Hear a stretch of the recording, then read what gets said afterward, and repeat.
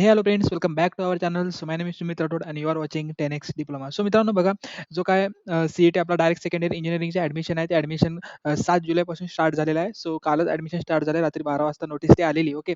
So तुम्हाला काय करायचं आहे, सिम्पली तुम्हाला काय करायचं आहे, ॲडमिशन या डिस्कवरती जायचं आहे. ॲडमिशन पोर्टल ह्या पोर्टलवरती तुम्हाला जायचं आहे किंवा तुम्हाला इथे दिसणार ॲडमिशन पोर्टल फॉर ए-वाय 2026-27 ह्याच्यावर तुम्हाला क्लिक केल्यानंतर तुम्हाला एक अशी विंडो येईल. त्या विंडोमध्ये बघा मित्रांनो, त्या विंडोमध्ये technical education, admission portal, okay. म्हणजे हा ॲडमिशन पोर्टल आहे. इथे तुम्हाला फक्त क्रॉस चेक करायचं आहे, की ए-वाय 2026-27 आहे का? असेल तरच तुम्हाला पुढे इथे यायचं आहे. आणि अंडर ग्रॅज्युएट कोर्समध्ये तुम्हाला बी-ई आणि बी-टेक हे 2-3 कोर्स दिसतील. बी-ई, बी-टेक हा फर्स्ट इयर इंजिनिअरिंगचा कोर्स आहे. तुम्हाला इथे डायरेक्ट सेकंड इयर इंजिनिअरिंग ह्या कोर्सला तुम्हाला काय करायचं आहे, क्लिक करायचं आहे, direct second year engineering. Okay. तर बघा मित्रांनो, डायरेक्ट सेकंड इयर इंजिनिअरिंगवरती तुम्ही क्लिक केल्यानंतर तुम्हाला एक असा युजर इंटरफेस दिसेल.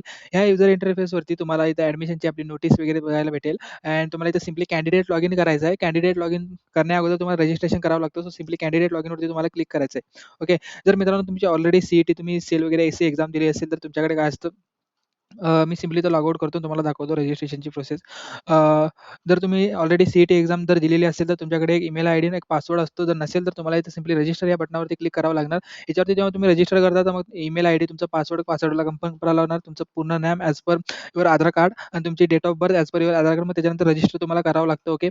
आणि रजिस्ट्रेशन केलं, मी ऑलरेडी मित्रांनो तर रजिस्ट्रेशन केलेला आहे. सो मी सिम्पली तर साइन इन करतो. ओके. मी लॉगिन केल्यानंतर बघा मित्रांनो, अशी एक युजर इंटरफेस आपल्याला दिसतो.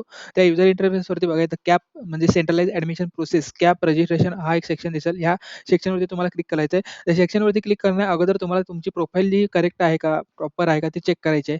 इथं बघा, हे माझी प्रोफाईल आहे. ही प्रोफाईल मी प्रॉपरली चेक केलेली आहे. ओके. ओके, ही प्रोफाईल आहे. इथून जर तुम्ही रजिस्ट्रेशन करताना ही प्रोफाईल आपण भरतो. रजिस्ट्रेशन करताना इथं सगळी इन्फॉर्मेशन ती करेक्ट आहे का, ती एकदा चेक करून बघायची. ओके. मग CAP round CET central admission process याच्यावरती क्लिक केल्यानंतर इथे टेक्निकल एज्युकेशन च्या ऑप्शनवरती क्लिक करायचं. मग direct second year engineering, degree in engineering, ह्या direct second year degree in engineering याच्यावरती तुम्हाला क्लिक करावं लागणार. आणि याच्यावरती क्लिक केल्यानंतर तुम्हाला अशी एक नवीन विंडो पाहायला भेटेल. ओके.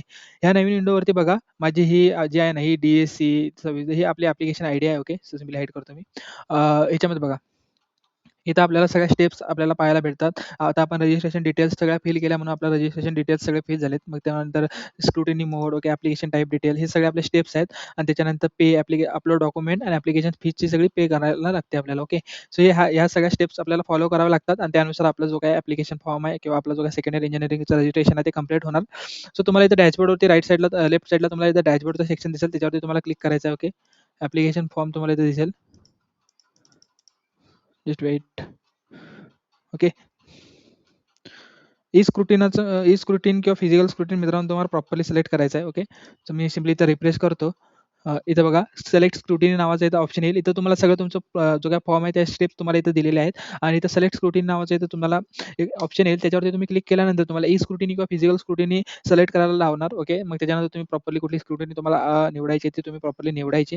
मग त्याच्यानंतर तुम्हाला इथं प्रॉपरली सेव्ह अँड प्रोसेस करायचं. ओके. सो मी हा माझा फॉर्म जो आहे तुम्ही नंतर भरणार आहे. तो तुम्हाला इथपर्यंत म्हणजे आपल्या स्टार्टिंग फेज पर्यंत तुम्हाला मी आणून ठेवलेला आहे. ओके. सो ह्याच्यानंतर बघा मित्रांनो, सिलेक्ट स्क्रुटिनी असतं. स्क्रुटिनी झाल्यानंतर हे पहा इथं, मग त्याच्यानंतर application type details, candidate details, सगळे ऑल टाइप, फील्ड टाइप म्हणजे category details, qualification detail, personal details, ते सगळे फोटो वगैरे आपल्याला ॲड करावं लागतं. मग हे सगळं आपल्याला इथं ट्रॅक करता येतं आणि त्याच्यानुसार आपण ते आपलं फॉर्म भरू शकतो. ओके. सो जे इम्पोर्टंट डेट्स आहेत ना मित्रांनो, ते इम्पोर्टंट डेट्स आपण आता बघूया. ओके. इम्पोर्टंट डेट्स जे आहेत ना आपले, ते online registration and application of uploading the requirement document by the candidate for the admission on the website. म्हणजे ऑनलाईन डॉक्युमेंट्स आणि आपलं जे रजिस्ट्रेशनची डेट्स आहेत, ते 7 जुलै ते 19 जुलैपर्यंत आहे. 5 वाजेपर्यंत 19 जुलै. ओके. मग रजिस्ट्रेशन झाल्यानंतर 8 जुलै ते 20 जुलैपर्यंत आपलं काय आहे, ई स्क्रुटिनी किंवा फिजिकल स्क्रुटिनी जे तुम्ही ऑप्शन सिलेक्ट केला, त्यानुसार तुमचे डॉक्युमेंट काय केलं जातं, व्हेरिफाय केलं जातं. मग व्हेरिफाय केल्यानंतर व्हेरिफिकेशनचा एक मेसेज येतो तुम्हाला. ओके. मग display the provisional merit list, म्हणजे प्रोव्हिजनल मेरिट लिस्ट 22 तारीखला काय होणार, डिस्प्ले होणार. मग त्याच्यानंतर तुमचे काय मेरिट लिस्टमध्ये काय प्रॉब्लेम असेल, तर तुम्ही ग्रेव्हन्स फॉर्म इथं भरू शकता आणि 23 ते 25 या पिरियडमध्ये 5 वाजेपर्यंत 25 तारखेच्या. ओके. मग फायनल मेरिट लिस्ट तुम्हाला इथं काय करणार, 27 जुलैला डिस्प्ले होणार आणि त्याच्यानुसार तुमचे पुढचे कॅप राउंड काय होणार, कंटिन्यू होणार. ओके. सो मित्रांनो, ही एक नॉर्मली प्रोसेस तुम्हाला सांगितली आणि त्यानंतर आपण काय करणार आहे, प्रॉपरली आपली अ, याच्यानंतर आपण तुम्हाला मी प्रॉपरली सगळं ॲप्लिकेशन फॉर्म कसं भरायचं ते तुम्हाला मी सांगणार आहे. ओके. आणि डॉक्युमेंट कुठले-कुठले लागतात हे तुम्हाला आधी सांगतो. तुम्हाला मित्रांनो डॉक्युमेंट लागतं फायनल इयरची जे काही तुमची मार्कशीट आहे. कॉलेजमधले तुम्हाला डॉक्युमेंट लागतं कास्ट आपली सॉरी आपली एल-सी किंवा टी-सी ज्याला आपण ट्रान्सफर सर्टिफिकेट म्हणतो. एल-सी आपल्याला लागते. त्याच्यानंतर फायनल इयरची मार्कशीट आपल्याला लागते. त्या फायनल इयरची मार्कशीट जर कॉलेजमध्ये आली नसेल, तर तुमची जी ऑनलाईनची मार्कशीट आहे त्याच्यावरती तुम्ही कॉलेजचा सही सिक्का आणा आणि त्याच्यानुसार ती कॉलेजची जी काही ऑनलाईन रिसिप्ट आहे 6व्या सेमची तुम्ही अपलोड करू शकता. Okay.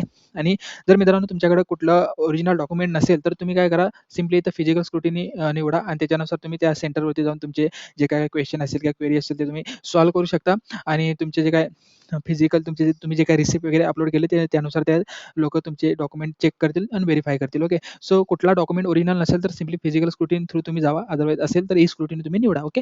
Okay. Thank you for watching this video guys आणि याच्यानंतर आपण सगळे कॉलेजची प्लेलिस्ट एक चालू करणार आहे आणि मी ह्याच्यावरती एक पूर्ण डिटेल व्हिडिओ पण टाकणार आहे, की कसं पूर्ण रजिस्ट्रेशन करायचं, पूर्ण ॲप्लिकेशन फॉर्म कसं भरायचं. Okay. Thank you for watching this video guys.